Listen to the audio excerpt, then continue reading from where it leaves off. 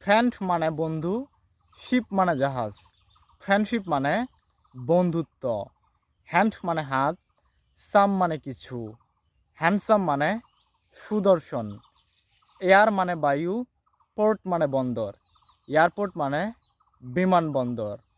Out মানে বাইরে, কাম মানে আসা। আউটকাম মানে ফলাফল। ব্রেক মানে ভাঙ্গা, ফাস্ট মানে দ্রুত। ব্রেকফাস্ট মানে সকালের নাস্তা।